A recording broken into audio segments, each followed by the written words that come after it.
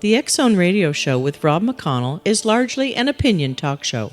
All opinions, comments, or statements of fact expressed by Rob McConnell's guests are strictly their own and are not to be construed as those of the X-Zone Radio Show or endorsed in any manner by Rob McConnell, Relmar McConnell Media Company, the X-Zone Broadcast Network, its affiliated networks, stations, employees, or advertisers.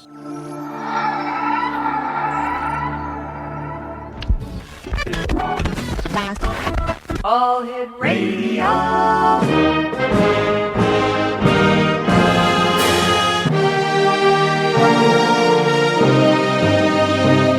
Welcome to the X-Zone, a place where fact is fiction and fiction is reality.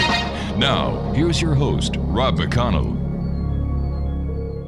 Welcome to the X-Zone, everyone. My name is Rob McConnell, and to all our affiliates now joining us here on the Talkstar Radio Network, welcome. And you know what? Over the last hour, we were talking to Dale Walker, or Dalton Walker, about this rock that he found.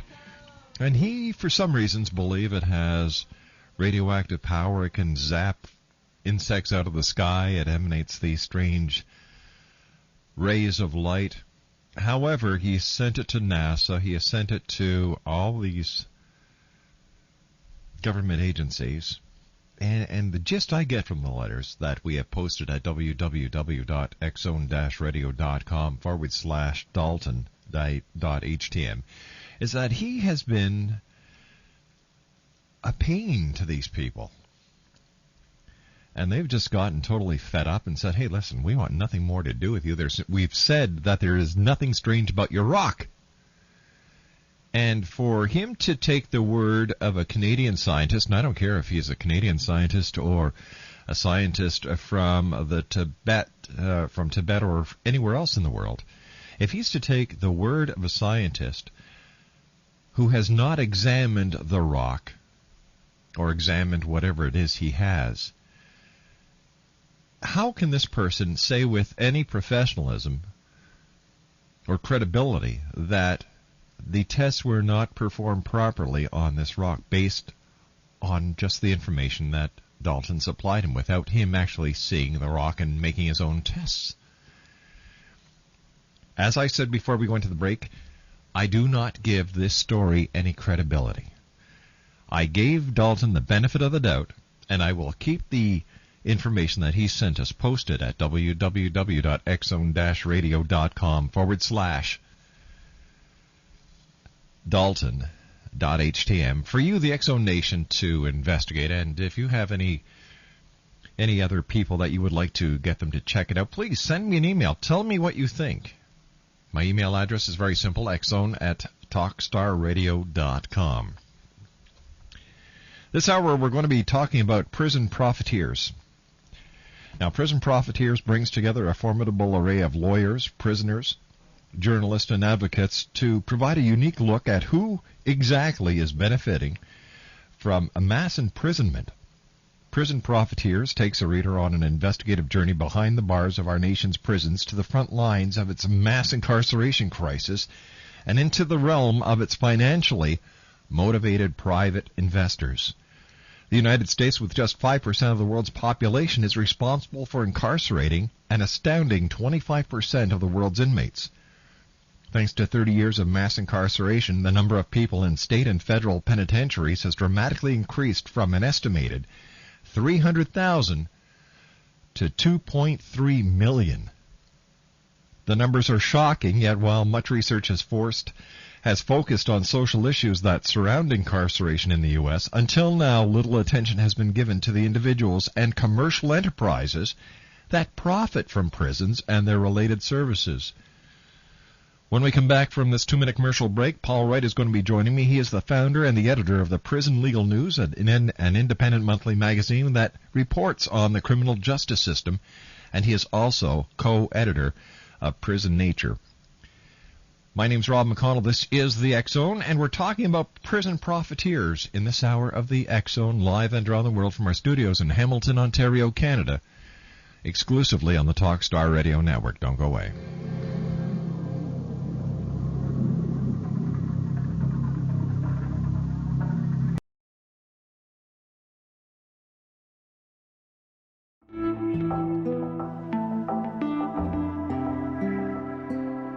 Take a step back in time and discover old Florida cuisine at Marsh Landing Restaurant in Fellsmere.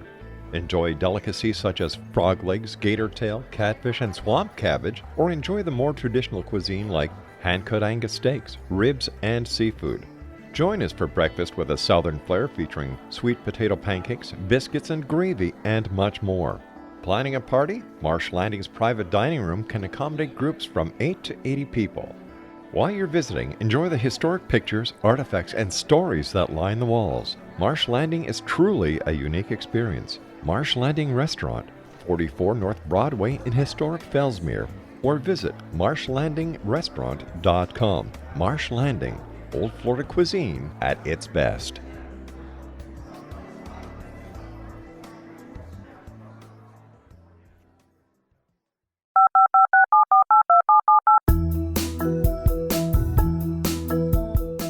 Did you know that when you're on the road with limited data or Wi-Fi, you can still listen to the X-Zone Radio Show with Rob McConnell, The Science of Magic with Gwilda Wiyaka, X-1, Dimension X, Space Patrol, and every minute of the X-Zone broadcast network by calling 213-401-0080, courtesy of Audio Now. No smartphone, app, or internet needed. It saves your data plan and it's free if you have unlimited minutes. Call 213-401-0080 to listen on any phone, anytime, anywhere. Remember 213-401-0080 for the best of the paranormal, parapsychology, and sci-fi radio programming anywhere, 24/7, 365.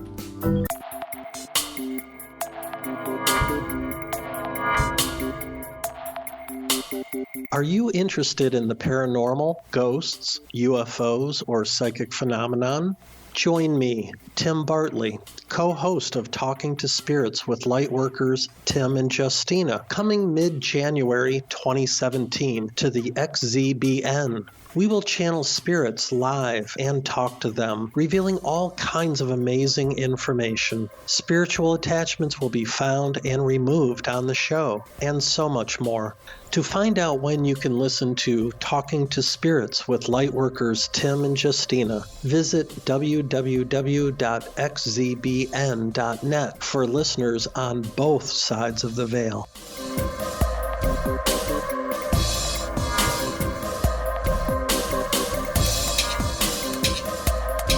Welcome back, everyone. We're talking this hour to Paul Wright. He is the co-editor of Prison Profiteers. It is published by New Press. And they've taken an investigative look at the physical consequences of mass incarceration, tracing more than, are you ready for this, 186 billion annual U.S. tax dollars intended for public goods to the various private prison companies, churches, investment banks, guard unions, and medical corporations that benefit from the 1 out of every 137 Americans who are in prison today. Prison Profiteers documents one of the biggest transfers of the wealth in American history, and how it operates in conjunction with mass imprisonment, the biggest and most thoroughly implemented social experiment in American history. And Paul Wright, welcome to the X-Zone. Hi, Rob. Thank you for having me on your show. I'll tell you something, Paul. When you look at the figures, from 300,000 to 2.3 million inmates, and then you look at the amount of money, who says crime doesn't pay on both sides of the fence? Well, and that's exactly it. There's a lot of money to be made from, I guess a better term for it would be the crime control industry, and that's what we have here in the United States. Paul, what does the term privatization mean in the prison system? Basically what it means is turning over core government functions, such as running of police from policing functions. We see this in Iraq, for example, with the privatization of even military functions.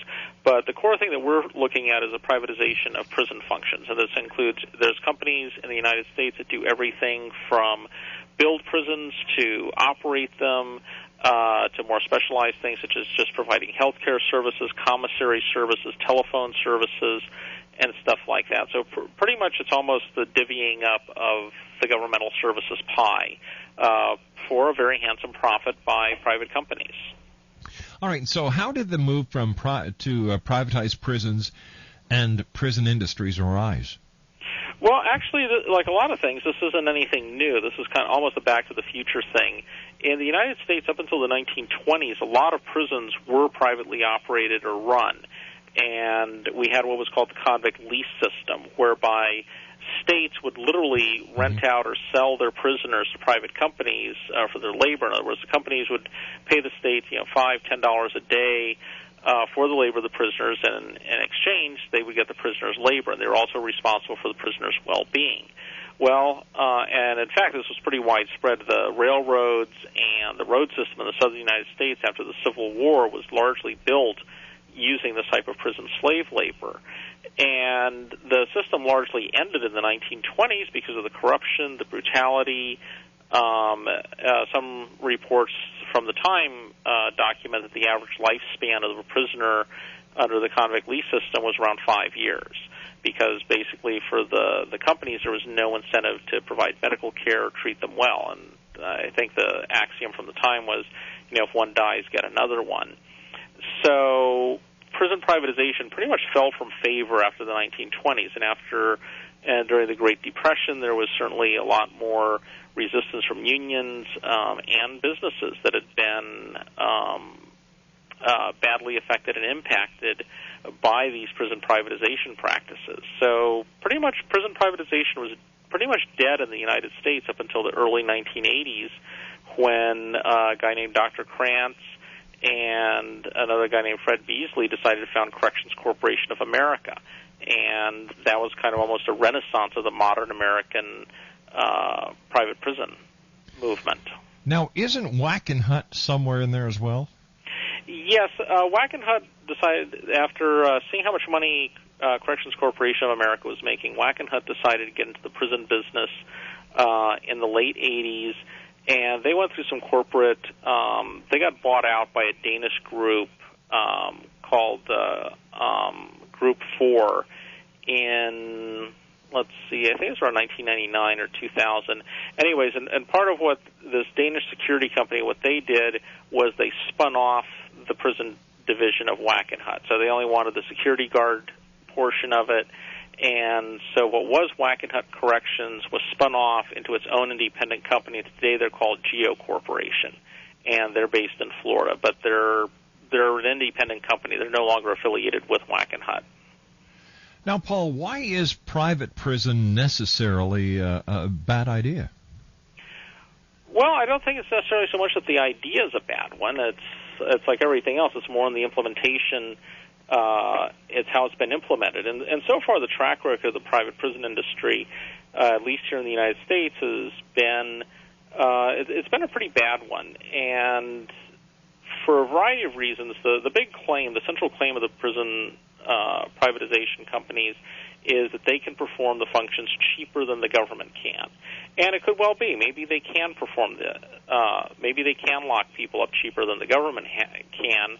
But the thing is that the difference between what they charge the government to lock people up and what it actually costs them to lock people up is known as their profit margin. So taxpayers don't actually realize a better, they don't realize any type of savings or a better return on their money. And the interesting thing is the only countries in the world where prison privatization today is even really on the agenda are pretty much the English-speaking countries of the United States, England, and to a smaller extent Australia, New Zealand. South Africa has dabbled with it. Canada made one recent experiment with it, with a super jail around Toronto, and that pretty much ended in failure. And the thing is that in many parts of the world, the prison privatization issue is not seen as a human rights issue. It's seen as a labor issue. And one of the reasons for this is that where the private prison companies really make their money is by shortchanging the staff. They understaff their prisons, which leads to a lot of safety issues. You have prisoners and staff who wind up getting beaten, raped, killed, whatever. There's escapes, there's riots, and it's all due to understaffing. And the other thing is that they don't pay their staff very well. To give you an example, a prison guard in a state like Connecticut might start out at $50,000 a year. Prison guards in California are starting out at around $50,000 a year. Prison employees who are working for private prison companies, on the other hand, are starting out at $8, $8.50, $9 an hour. Oh, my goodness. Yeah, and it's basically, okay, you can work at Walmart or you can work for Corrections Corporation of America. And some of the things they also share is that, like the Walmart employees, but unlike their state or federal prison guard counterparts, the guards that are working for CCA and GEO and these other companies, they're not getting a pension plan, they're not getting health care benefits, and basically these are some pretty core issues. And that's why these private prison companies are able to basically make a lot of money. And they claim they can run their operations cheaper than the government can, but basically they just pocket the difference, and that's how they make their money. What kind of prison guard can you get for $8 an hour, though? Well, that's part of the problem, is even when you can get them, you can't keep them. And that's why training and turnover are extremely high in private prisons. It's also one of the reasons that here in the United States, the private prison industry is pretty much concentrated south of the Mason-Dixon line in the so-called right-to-work states. These are states where the union movement is extremely weak. As a practical matter, none of the private prison companies employ unionized prison guards for that very reason. So they're union busters. They don't. Any efforts at organizing by prison guards is pretty much met with, pretty fierce union-busting tactics. And, that is basically the people they wind up hiring are people who generally don't have much else going for them as far as other options. And as soon as a better job comes along, they're out of there. But don't we owe it to the the members of the prison community that society has placed into the custody of these prisons, whether they're run by the federal government or the state government or by the private sector, to ensure that the people who are charged with taking care of them, actually fit the bill, and it shouldn't be a matter of dollars and cents. Yes, absolutely, and I think it also comes down to more fundamental questions of human rights. I mean, we can save for another day the discussion of who should be going to prison. Sure. The fact that the United States has some of the harshest sentencing practices and policies in the world. The fact that they lock up so many mentally ill people and nonviolent drug offenders and stuff like that. But let's just focus on the fact that, okay, let's take it as a given that so many people are going to prison, and what's going to happen with them while they're there. And, a core concern, I think, for everyone should be, if you're going to send people to prison, by the time they get out, they shouldn't be worse when they get out than they were when they went in. And a lot of that entails, providing some type of resources. We know, for example, in the United States that statistically, depending on the state, 60 to 80% of prisoners are functionally illiterate. So it kind of makes sense, well, let's give them some functional literacy classes. Yes, we know exactly. that 85% of prisoners have substance abuse problems with drugs or alcohol or both. It makes sense, hey, let's give them some substance abuse treatment, try to get them off drugs, which more than likely is what led to their coming to prison in the first place. And these are all, I think, pretty common sense things. I don't think too many people are going to disagree with that. But then it comes down to the thing, well, you know what? It costs money. It costs money to hire teachers. It costs money to buy some school books. And there goes the profit margin. And there goes the profit margin. All right, stand by, Paul. You and I have to take a news break at the bottom of the hour. Paul Wright is our special guest, X-Zone Nation. He is the co-editor of Prison Profiteers. It's published by New Press. And when we come back from this commercial break, more with Paul Wright. We're going to be talking about prison labor and other topics of interest as the X-Zone continues live and around the world from our studios in Hamilton, Ontario, Canada, exclusively right here on the Talkstar Radio Network. And still to come tonight, psychic readings by the one and only Dougal Fraser. All this and more coming up. Don't go away.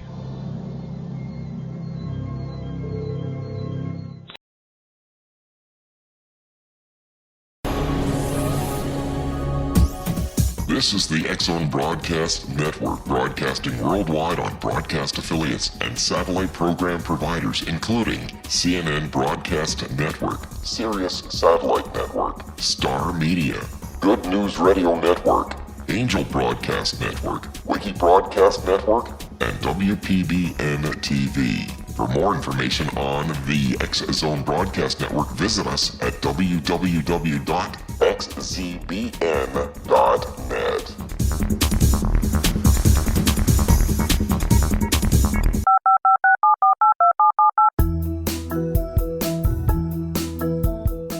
Did you know that when you're on the road with limited data or Wi-Fi, you can still listen to the X-Zone Radio Show with Rob McConnell, The Science of Magic with Gwilda Wiyaka, X-1, Dimension X, Space Patrol, and every minute of the X-Zone Broadcast Network by calling 213-401-0080, courtesy of Audio Now. No smartphone, app, or internet needed. It saves your data plan, and it's free if you have unlimited minutes. Call 213-401-0080 to listen on any phone, anytime, anywhere. Remember, 213-401-0080 for the best of the paranormal, parapsychology, and sci-fi radio programming anywhere, 24/7, 365. All right, as our special guest, we're talking about prison profiteers.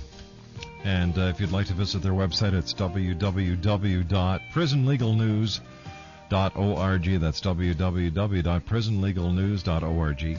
And this segment of the X-Zone is being brought to you by Dita Wegman, who is the author of Nostradamus Dreams Interpretation Guide, Real Dreams Predicting for Your Future, The Power of the Stars, How They Move Us Humans. Visit her website at www.nostradamusdreams.com. Paul, aren't there positive aspects to prison labor?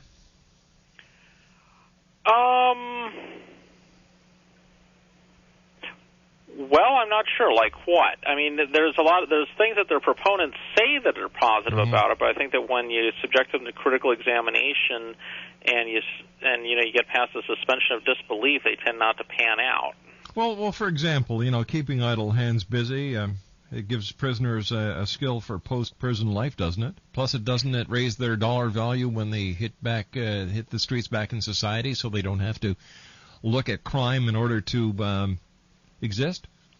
Well, I think that's one of the things that, on paper it sounds good, but the reality is that most of the jobs that are being done in prisons are, they tend to be very low-tech, very labor-intensive, manual, low-skill labor, stuff that in general these jobs have long been exported to third-world sweatshops outside of the United States, or stuff that if it's being done in the United States, well, it's being done by prisoners or it's being done by illegal immigrants. There's really not a lot of real job skill training going on here. Some of the other issues that have come up is that by using prisoners in these jobs, it depresses wages on the outside for the non-prisoners that are doing these jobs. So literally, by the time guys get out, the jobs are no longer there, or is something that you can't sustain a family on. So, in prison, when a prisoner works, does he get paid, or is he compensated for the work that he does, or is this part of his payback to society? Well, it depends. Virtually every state in the country in the United States has some type of law or statute requiring prisoners to work. And in some states like Texas, Florida, Mississippi, and Arkansas, for example, prisoners literally are slaves of the state. They get paid nothing. You have prisoners that are working in the fields, they may be working in industrial-type operations, and they get paid absolutely nothing for their labor.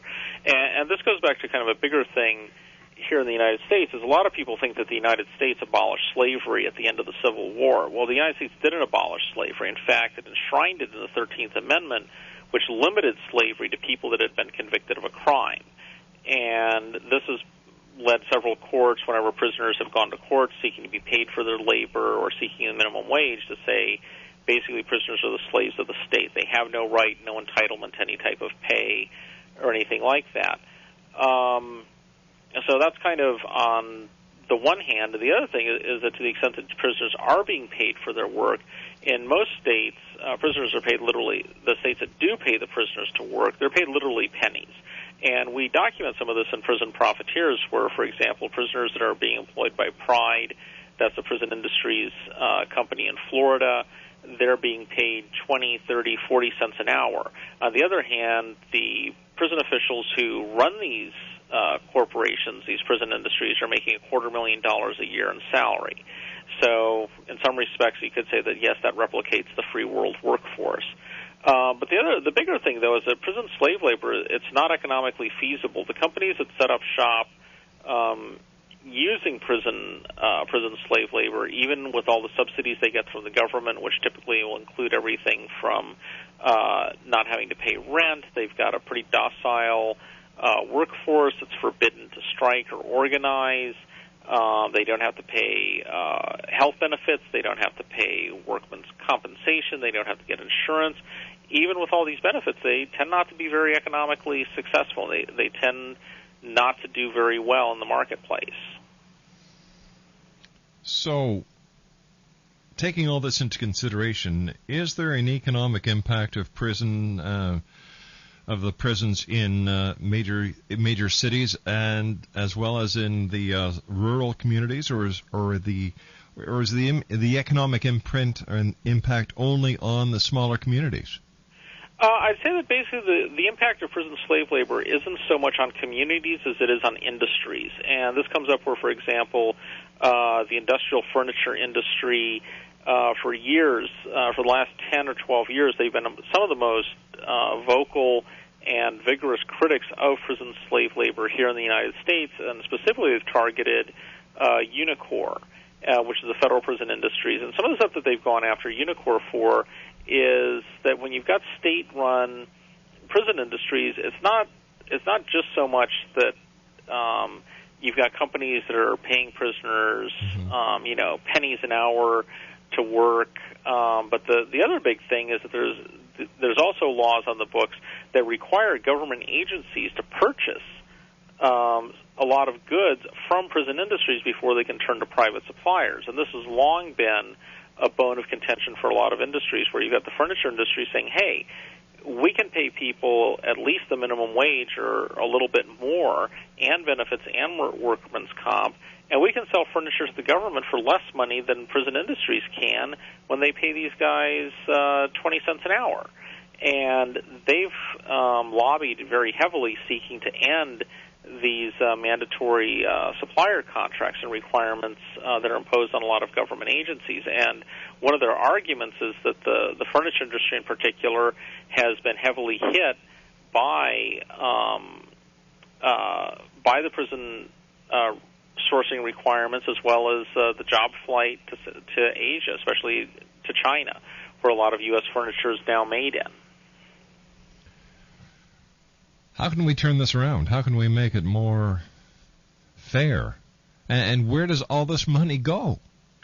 Well, as far as talking about the money, that's a pretty good question. In some respects, I think you can call Prison Profiteers a follow the money book.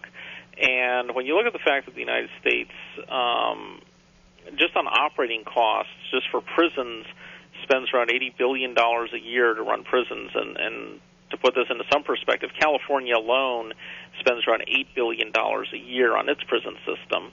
Wow. We're talking a lot of money, and where it's going is you've got 2.3 million people locked up, and you've got around 900,000 people that are directly employed by these prisons and jails. This is everything from the prison and jail guards to the nurses, the secretaries, the bureaucrats that run them, the prison officials that manage them. And these are just the people that are directly employed by the prisons and jails to actually operate them and oversee their operation. If you start talking about the people that are doing kind of the more peripheral or the more secondary stuff, the architects that build them, the doctors that work in the prisons, the people that make the razor wire, the people that make the locks, the people that make the alarm systems, and all this, that's where these billions and billions numbers are going. And part of the problem is that whenever there's been any attempt at downsizing prison populations, all these people that have vested financial interests, they immediately come out saying, hey, you can't mess with our livelihood on this. Right before he left office, Governor Eliot Spitzer in New York was in the midst. He'd floated a proposal saying, hey, we can close some of these older prisons in New York State, and we can shut them down, and this will save us some money. And immediately you've got the prison guards, their union, and you've got legislators where these prisons are located in, all coming out saying, hey, you can't close these prisons. Our jobs depend on it. And what we've seen in the United States in the last 25, 30 years is the use of prisons as tools of economic development, where literally it's, some commentators have called it, government welfare for poor rural white communities, because that's where most prisons have been built in the United States in the last couple decades. And no one wants to see those sources of money drying up. Prisons are seen as, by some segments of society, the people that are benefiting from them, they're seen as a great thing, and, they don't want to lock up less people, they want to lock up more people. All right, so we've got the privatization happening. Now, what do the guard unions have to say, and the other unions that are involved in the federal, state, and municipal systems outside of the private sectors? The prison guard unions, to their credit, have been very good on the issue of prison privatization, and pretty much and across the board, they strongly oppose prison privatization because they basically, quite accurately see it as a threat to their direct economic interests. And it doesn't take, a rocket scientist to realize that, if you're working for the government and as a prison guard and you're making $40,000 a year, and after a few years you'll be making $55,000, and you've got benefits, you've got good health care benefits, you've got a pension plan where you can retire after 30 years, that's pretty good. And then you look across the street where there's a privately run prison and guards are starting out there at $8 or $9 an hour. They have no benefits, they have no pension plan, and stuff like that. And it's, that real race to the bottom is pretty apparent. That's why the guard unions have been pretty consistent about opposing prison privatization. And this is also why I mentioned earlier that the private prison industry is concentrated in the southern United States, where typically either there is no union movement or the unions are very weak. There's virtually no private prisons in any of the northern states of the United States where there are strong unions. And in California, there's only a couple of private prisons, and basically they operate. They only house federal prisoners for the federal government. They aren't housing any state or local prisoners.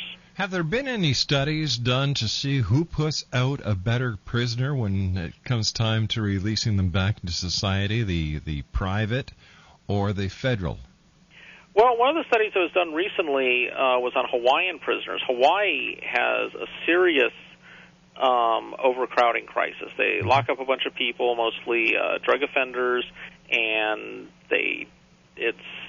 land is at a premium in Hawaii, so they haven't been able to build any new prisons there. But what they found is they can send them to Corrections Corporation of America-run prisons in Oklahoma and Arizona and these other places for a fraction of what it would cost to keep people locked up in Hawaii. And so they've got a couple thousand Hawaiian prisoners in Oklahoma and Arizona, which is literally thousands and thousands and thousands of miles away from their homes, their families, and their support networks. And the study they did is that they've literally, CCA is boasting a 100% recidivism rate for Hawaiian prisoners sent to the mainland and then released and sent back to the Hawaiian Islands within 3 years, which is pretty impressive. And that's kind of that's a very extreme example, but pretty much the recidivism rates, unfortunately, are very high, and they're driven by a lot of the same reasons. Is just as the government prisons aren't providing substance abuse treatment, literacy treatment, and stuff like that, the private prisons tend not to be doing it either. So the benefit is not being passed on to the inmate. No, there's absolutely no benefit, and that's one of the things that what we see happening a lot with the private prison industry is some of the other places where they shortchange prisoners. Is the biggest thing is on the staffing, but then everything else is, whether it's the food, the uniforms, the clothing, the hygiene items, the medical care. It just, the list just goes on. It's pretty much very bottom line driven. Any place they can save a nickel, that's what they're doing. And this is in the context that, the executives of these companies. I mean, George Zolli, he's the CEO and president of Geo Corporation. I mean, the guards that work for him might be starting out at $8.50 an hour, but he's making millions of dollars a year, and so it goes for the rest of the top-tier executives in the private prison industry. They're making huge amounts of money. All right, Paul, please stand by. We've got to take our final break for this hour. Paul Wright is our special guest, www.prisonlegalnews.com. We're talking about the book that he co-edited, Prison Profiteers. We'll be back on the other side of this commercial set as the X Zone continues right here on the Talkstar Radio Network.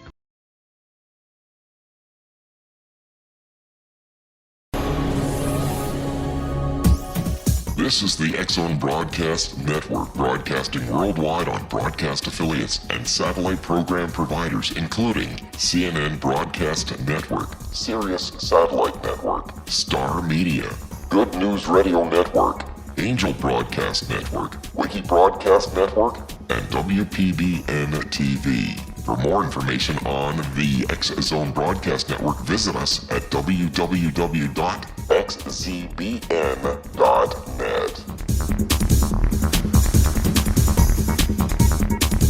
19 Sergeant Central. 19 Sergeant check. Officers on the scene. Hi, I'm Larry Lawson, host of Paranormal Stakeout. With over 36 years in law enforcement, I have learned a few things. The most important is the proper gathering and preservation of evidence is vital to putting the bad guy behind bars. It's no different in the world of paranormal investigation. Whether it's the search for the afterlife, cryptozoology, UFOs, and extraterrestrials, how we gather the evidence, preserve that evidence, and present it to a jury of our peers will make the ultimate difference in proving the existence of worlds and entities that are beyond our imagination.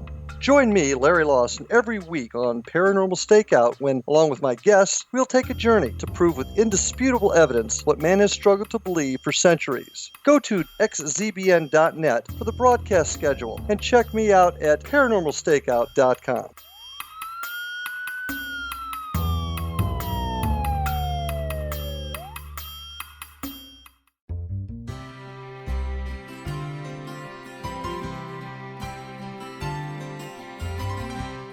True healing must address 4 levels: physical, emotional, mental, and spiritual, for us to live joyful and productive lives. We tend to treat 3 of the 4, leaving the spiritual languishing. If you're tired of the same dysfunctional patterns cropping up in your life, Soul Balancing is for you. Trixie Phelps, owner and founder of Soul Balancing, is a naturally gifted energy healer trained in numerous esoteric forms, including shamanism. Trixie has created a powerful modality that safely and effectively clears your energetic field. A soul balancing session can remove interference, heal trauma, and restore your hope. Contact Trixie for a life-changing long-distance session today, www.soulbalancing.world.